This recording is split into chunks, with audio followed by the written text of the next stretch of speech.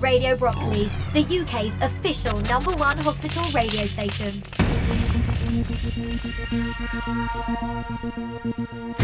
Hello and welcome to Brockley News, Radio Brockley's weekly show with news, interviews and information, including updates on all you need to know about what's happening in and around the hospital.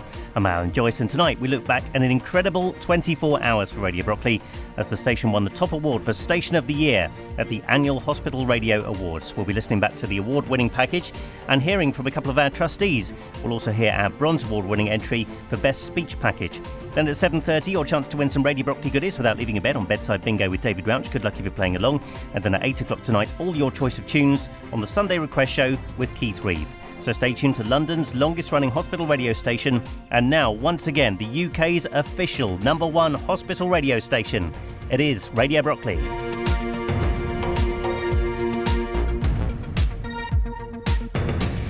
So last night, this happened. And ladies and gentlemen, this is it, the big one. Here we go. The HBA Station of the Year. The Gold Award goes to Radio Brockley.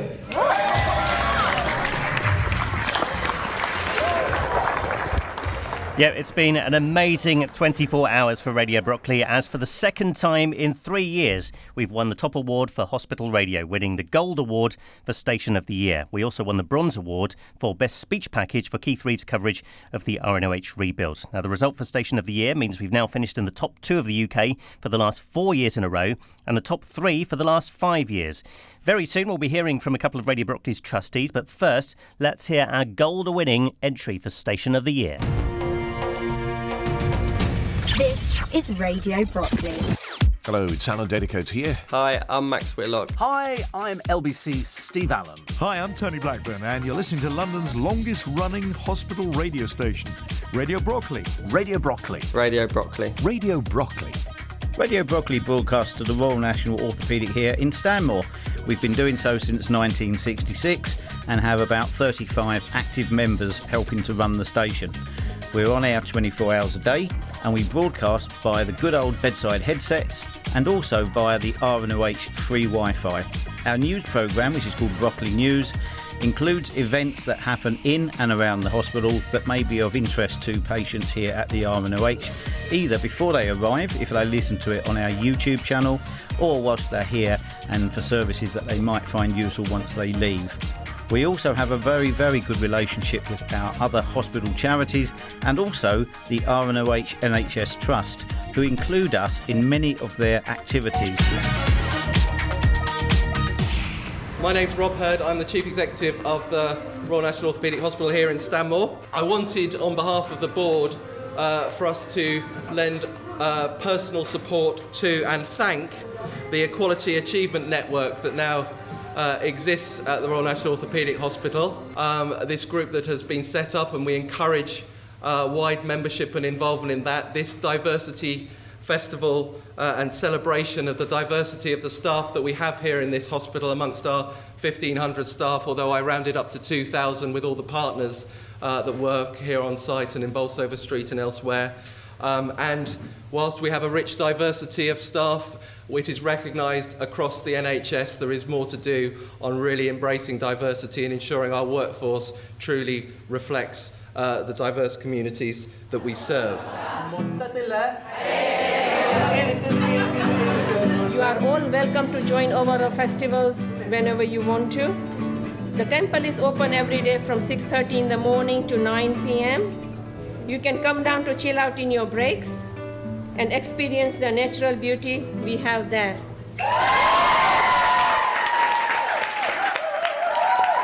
I'm Wendy, I'm the hospital chaplain. I'm delighted today that someone has come up with the idea for this Festival of Diversity and then taken the time to organise it, what promises to be an exciting celebration of inclusivity today. I think it's thanks to everyone that's contributed and wanted to show off a little bit of their culture, their background, and it's a really nice opportunity for people to learn about other tastes and textures. I think it's wonderful. You're listening to Brockley News Extra on Radio Brockley, London's longest continuously running hospital radio station, serving the Royal National Orthopaedic Hospital in Stanmore since 1966. The background atmosphere you can hear is our long-awaited redevelopment of the Stanmore site and advanced stages of the actual construction of our new 5-storey, £40 million walled accommodation block. And I'm pleased to actually say I've been joined by Richard Scott, who's the programme manager here for the RNOH, and also Rosie, who's the trainee construction manager. Good morning, both of you, and thank you for sparing the time. I can see several layers of concrete, lots of steel safety barriers, lots of piles holding the ceiling up. At present, we're just building the structure. It's a 100% concrete structure. There's a little bit of steel support goes in later on, but basically it's concrete columns, concrete beams and a concrete slab, and they're just about to start pouring the 4th floor, and in about a month's time they'll pour the 5th floor, which is the roof, and then the concrete will be finished. With me now, I'm joined by Sarah Wright from the SCAT Bone Cancer Trust, who is the head of fundraising. Tell us a little bit about some of the research projects that you have running at the moment. We have put money towards the Genome Project, which is run by Adrian Flanagan. The other one is something called Raman spectroscopy, which is an exciting new technique that's really got the potential to revolutionise bone cancer surgery, because this is something that is a tool that would be used in real time in surgery that can actually differentiate between the healthy parts of the bone and the cancerous parts of the bone. So obviously when surgeons are taking that bone away, they want to take as little as possible, and this would actually be within millimetres of determining where you would actually need to take the bone away. So this is, again, amazing. So the hospital's annual Buttercup Walk event took place earlier on today, and this year incorporated the annual Stanmore Fair as well. Radio Brockley had a stall at the event along with a team of our volunteers. So let's listen back to some of the highlights with our team of reporters: Emma O'Connor, Amy Roberts, Jack Gibbs, Sophie Horrocks and firstly Martin Gull. Well, I'm here on the buggy services at the Royal National Orthopaedic Hospital, and I'm speaking to the gentleman who is driving me at the moment. We drive people, patients and visitors around the site, which, as you know, is quite extensive, and it's hilly as well. So do we need any customers to come on board? Excuse me, would you like a lift? Do you want a lift? Yeah. I'd love one. Come on then. Come on then. Jump on board. Jump on board. I do love you. Right. She can sit on my lap, is that okay? Yes, please, if you would. Okay, we're all in, so we're off. We're on our way up to the start of the walk. So how long has this buggy service been working then? Oh, I say it started last July, so we're just about coming up to a year now. Right. And we keep track of the number of people that we're able to give a lift to each shift, and we're getting up to over 500 a week, which is pretty good. I'm here with Maxine, who's part of the Barbara Bus Fund. Maxine, tell us more about this great initiative. The Barbara Bus Fund provides wheelchair accessible vehicles. It's based at the Royal National Orthopaedic Hospital, Stanmore, and was started in 1968 by Barbara Wernley, who herself was inpatient at the hospital, having contracted polio.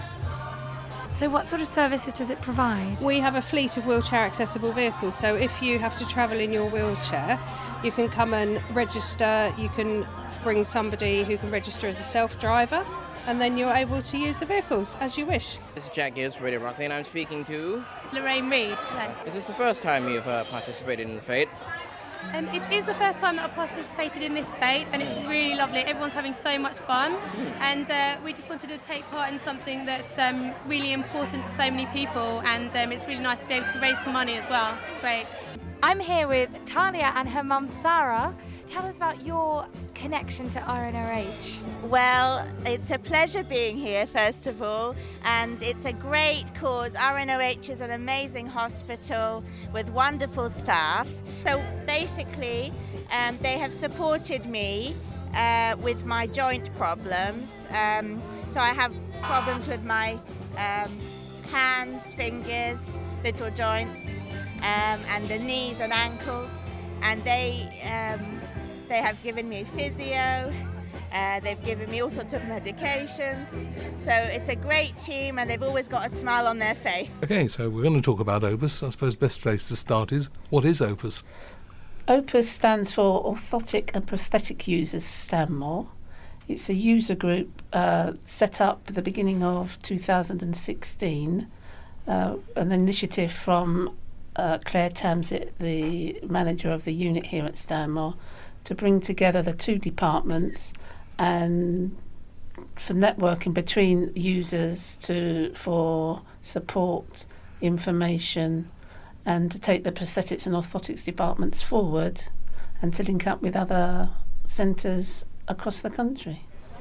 I'm Tony Goldstone, the chairman. Welcome to everybody. It's a particularly propitious day for many people. Rob Hurd and Tim Briggs have really worked on this for a very long time, along with many of you here, and we are delighted that the day for topping out has finally come. And the RNOH will be physically reborn in the autumn of next year and secure for at least the next 50 years and hopefully for the next 100. So thanks to you all for coming. Enjoy the day, and the roof party will now assemble itself. Thank you for coming. I'm with Siobhan Keenan, who works for BDP. They're the architects of the project here at the RNOH. We have a children's garden at the rear, which is great because of the topography of the site. You can access it across a bridge. So these were parts of the design that we were strongly held on to. Also, we have the atrium, which will be fantastic when it's completed. So creating as much architectural features and not only accommodation for clinical purposes, but also relaxing and sort of a home from home, a place where patients don't feel like they're in too much of a clinical space, but they can relax and recover in a good environment. Tony Goldstone is there laying the commemorative brick on top of the stack on there, posing for his photos. And now we're getting Tim Briggs over to do another ceremonial bricklaying at the top of the pile here. Thankfully the weather's holding off, it's dry in the air but not underfoot. Big puddles everywhere on the top floor of the building. But I must say it's a fantastic day for the RNOH. Having been involved here myself for nearly 50 years now as both a patient, a volunteer and also a part-time staff member. And I've stayed in some of the wards that you're probably listening to this on now, and I know what it's like, and I know what an impression it creates when you see the hospital for the first time. So the RNOH Staff Achievement Awards for 2016 was bigger and better than ever before, with a ceremony taking place at the Aspire Centre. The annual event recognises those who've made an outstanding contribution to the RNOH during the year. Once again, Radio Brockley was invited along to record the event, and our reporters Graham Rich and Natalie Martin spoke to the winners. For the next category, leading and inspiring others, the winner has always been an inspiration to his patients, colleagues and everyone who has met him. They have shown strength of character and resolve, which has truly shown what an incredible individual they are. A dedication and professionalism which is remarkable and inspiring to those around. Continues to lead and inspire the team, the department and colleagues around the Trust. So it's with great pleasure that I announce the Leading and Inspiring Others winner, Mr. John Skinner.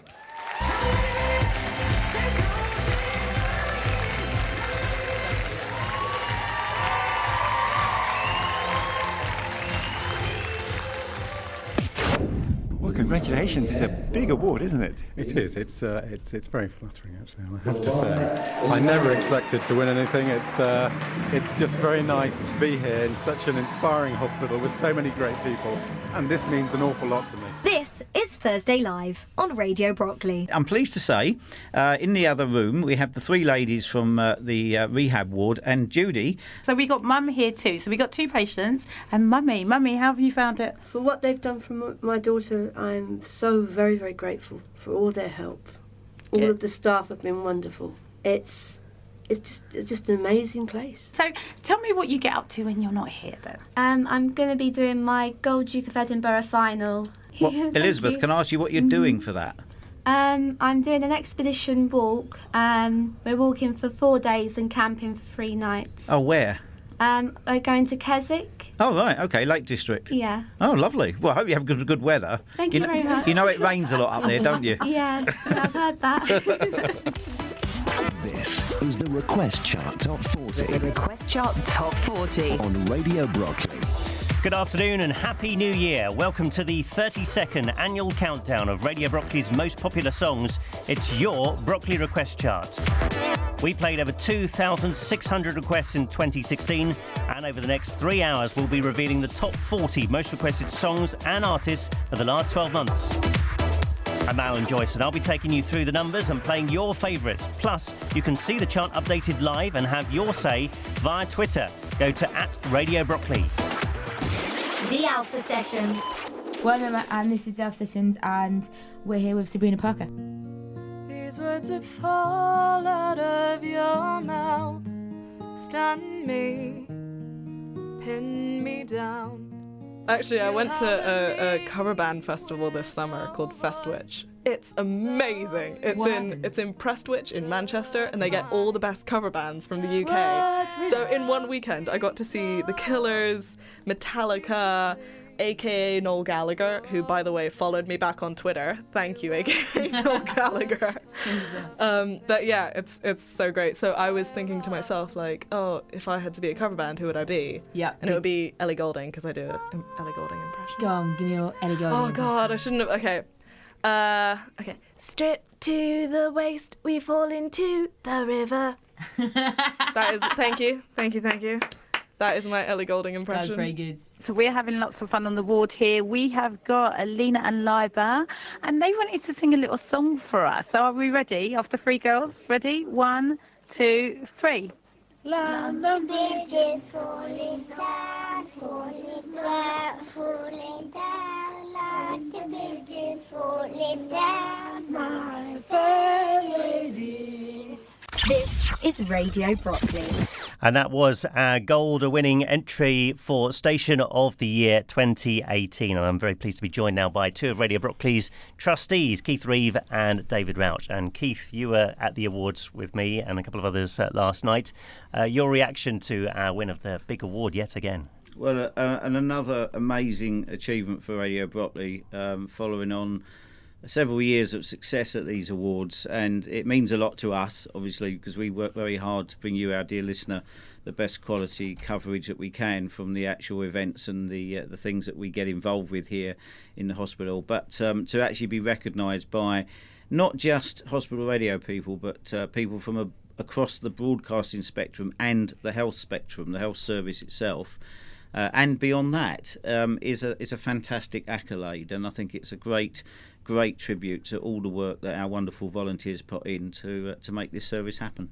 David, a big achievement for a small radio station. It does. I think we must be one of the smallest hospitals that has a hospital radio station. We've only got a potential of sort of 200 beds, and we don't reach all of those for various reasons. We don't have that many volunteers. We have a fair number, but not that many. We're certainly not one of the bigger stations, so I think it's fair to say that we punch above our weight. Why do you think we do so well at these awards, Keith? What would you say is the secret behind it, if there is one? I think there's a number of factors. I think we've got a very skilled, experienced, small team of people that usually get involved in those events, which makes a big difference. I think we've got some very good links with the hospital itself. We have a very good relationship with the Hospital Trust, which is important, very key in that respect. And we have some very good links with our fellow charities that operate here at the RNOH, TDF, Aspire, SCAT, etc., Barbara Bus. And, with that, we are now being asked to cover and feature events that they are doing rather than us going to them, as was the case 10 years ago, and saying, can we be there? And that, I think, is a key sort of sea change that makes it much easier to have access to these things. And David, why do you think these sort of award wins are so important to us as Radio Brockley going forward in the hospital? Well, it certainly helps to get us recognised for providing something that is good within the hospital rather than just being here playing DJs, which is what I think the stereotypical attitude to hospital radio is. We'd certainly do a lot more than that. Yeah. I think the key point that Keith was making is the reason we win these awards, or do so well in the awards, in the last 5 years, we've come third, second, first, which is fairly consistent. It's a good thing, but I think it's because of the variety of what we do. It's not just playing music, we're not just doing requests and bingo, which is coming up in a few minutes, but it's the wide variety of other things that we do. We've got a very wide musical base of our programmes. We're here 24/7, and I can't think of any sort of genre of music that we don't do in some way, shape or form. And we do lots of other things, like Brockley News and all the events like the topping off ceremony that are appreciated within the hospital and by patients. I think that's right, and I think we've got it down to in the nicest way, a polished fine art now to actually achieve these awards, but also deliver quality programming to our listeners, because it is, apart from the entertainment side and the distraction that we try to provide by visiting you on your ward and chatting to you and maybe hopefully taking your mind off your troubles for a few minutes, playing a song just for you so you feel special and you feel valued, which is very, very important. That part of it is always going to be core and key to hospital radio. But also, if we can also inform you about something that is perhaps you're not aware of, and you've come in here for a particular type of treatment or some kind of illness, and you've had that treatment, and there's other things you could be doing or using after your discharge, if we can help you raise your awareness of that, then our job's done, because otherwise you wouldn't know. And we can bridge gaps that would otherwise still be there. A couple of nice comments from the judges, by the way, from our entry last night. They said that the coverage of the hospital's events was very well presented as an award entry. This entry perfectly showcased the work of a loyal and dedicated team. Again, a diverse range of shows were presented, but the station's overall quality was greater than the sum of its parts. A truly great hospital radio station at the top of its game. Some lovely comments there. I think that was a absolutely lovely phrase. When I read that, I had a tear in my eye, actually. It really touched me, that, actually. And we should also mention as well that you, Keith, were largely behind another award that we got last night for Best Speech Package, Bronze Award for that, for your coverage of the RNOH Rebuild. So, yeah, another award win for you. Well done. Well, I was pleased with that. And also a big thank you, I must say, to Richard Scott, who's the redevelopment director here at the RNOH, who gives me time, takes me around the building site in my hard hat, my steel-tap boots, my high-vis jacket and my gloves, and tells me and explains to me in very simple terms, because I am a simple person, as you know, Alan, what exactly is going on and why. And Richard spared quite a lot of time to do that, and hopefully I'll have another session or two with him before the new ward block opens in October. So because it's really coming together now in there. When you walk past and you're looking through the windows, it really is looking good. So I'm looking forward to that. That'll be part of our package for next year. Absolutely. Well, we're actually going to have a quick listen back now to that Bronze Award-winning entry. So thank you both for now. David coming up with Bedside Bingo in just under 10 minutes. And then Keith, of course, at 8. Can I just say one thing? A bit of an insular thing here. I would like to say a huge thank you to you and Ron Laver, Alan, because you two have been at the forefront of collating hours and hours of audio that we throw at you for the awards every autumn. You put these entries in and you've refined it so well that we win. And that is a skill in itself. So thank you and well done. That's very kind, thank you. But it's we can only work with the pieces of audio we're given, and we're given some very good audio. As you're about to hear, the Bronze Award-winning entry for Best Speech Package from Keith Reeve. The background atmosphere you can hear is our long-awaited redevelopment of the Stanmore site and advanced stages of the actual construction of our new 5-storey, £40 million walled accommodation block. And I'm pleased to actually say I've been joined by Richard Scott, who's the programme manager here for the RNOH, and also Rosie, who's the trainee construction manager. Good morning, both of you, and thank you for sparing the time. At present, we're just building the structure. It's a 100% concrete structure. There's a little bit of steel support goes in later on, but basically it's concrete columns, concrete beams and a concrete slab. And they're just about to start pouring the 4th floor. Does it have a name in modern building techniques? In situ concrete. So it's wet concrete that comes in and set off. There's no precast units. Sometimes you make it all in a factory and bring it in solidly, but here it's all coming in as wet concrete and truck mixers. We've just come down a temporary set of metal stairs. We're on the ground floor level now, and behind us is the little concrete cliff that supports the outpatients department car park. Because it's a big drop, as you can see, it's 7 or 8 metres. We've had to support it so it doesn't fall down on the building, and we have these piles, which are 2-foot diameter, concrete tubes that go down another 24 metres below what we can see. Wow. and they're there to support the ground. And there's about 100 of them. Fantastic. That's an impressive bit of construction in its own right, holding that lot up. Now we're walking to the front of the building, on the ground floor, walking across towards where the entrance is going to be. And there's going to be a full height glass entrance. So glass entrance, 5 floors high, with a big atrium in it and a glass roof, which will be the focal point of the building. And we're now standing in the entrance foyer. And as you can see, there's no concrete in front of us. So that's all going to be glass. All that's glass. The glass roof, the glass wall, all the way down. The staircase is in the middle of this open area, and there's a reception desk. And there's 2 retail units, a coffee shop, and the little newsagents behind us. So where we're standing is going to be the official new entrance foyer of the Royal National Orthopaedic Hospital here at Stanmore. So I'm going to turn back round and face the building now. So I'm looking up and I'm looking at 3 virtually complete floors, and then the 4th floor is going on now, is that right? Yeah, they're just producing the 4th floor, shuttering at the moment, and during this week and the beginning of next week they will lay the concrete floor. Plan is for concrete pour tomorrow, and then once that's set, the rebar will continue on the 4th floor. Once the rebar's down, then look into pouring the 3rd phase of the concrete pour, if you like. So another question for somebody who doesn't understand building terms, what's a rebar? Rebar is basically steel mesh. We can show you if you like. Okay. We can pop upstairs. Right, well I've now just walked up the temporary stairs to the 4th floor, so I'm a little bit out of breath. Looking over the end which is nearest the west gate of the hospital, so just to our left is the Aspire building, and to the right of us is the patient visitor car park. In front of us we've got the rebar all laid out as far as your eye can see. Later on we're going to be pouring the concrete. It will all bind together. If you look behind you, if you look down towards the ground, it's a long way down. See that there's what looks like a toast rack. It does look like a toast rack, yeah, but it's full of rebar. That's ready to be lifted shortly by the tower crane. So there's, just looking at the moment, the crane has just lifted in. The rebar has been prefabricated down on ground level within the works area. Yep. And now it's just been hoisted into position. So first of all, it'll be fixed into place securely.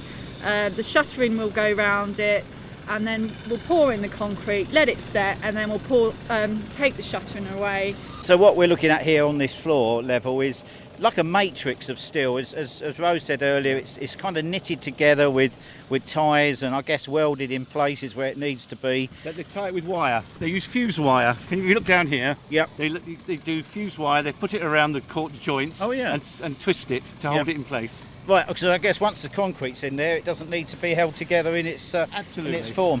Concrete is very good at having compressive strength, but its tensile strength is hopeless. Yes, so they put the steel bars in to give it tensile strength. So basically you make the framework down there, bring it up here on a winch or the crane, pull it into a mould, pour the concrete in from the top, let it set, and then you've got your jelly. That's it. Yeah. Well, a big well done to the whole team then at Radio Brockley for an amazing night last night, winning Station of the Year Gold for the UK. Very proud to say that once again, having won it a couple of years ago. And the Bronze Award for the Best Speech Package as well for our coverage of the RNOH Rebuild. Now, don't forget you can hear this and other previous editions of Brockley News and Brockley News Extra by following the links from our website. Go to radiobrockley.org and follow the links to our YouTube site. And tomorrow night at 7 o'clock, you'll get a chance to hear in fact 8 o'clock tomorrow night, you'll get another chance to hear our recent coverage of the RNOH Staff Achievement Awards featuring the super vet himself, Professor Noel Fitzpatrick. So that's tomorrow night at 8 o'clock on Brockley News Extra. Up next on Radio Brockley, it is Bedside Bingo, your chance to win some Radio Brockley goodies with David Rauch. Good luck if you're playing along. And then at 8 o'clock, it's all your choice of tunes on the Sunday Request Show with Keith Reid. Brockley News returns at the same time next week. From me, Alan Joyce. Good night.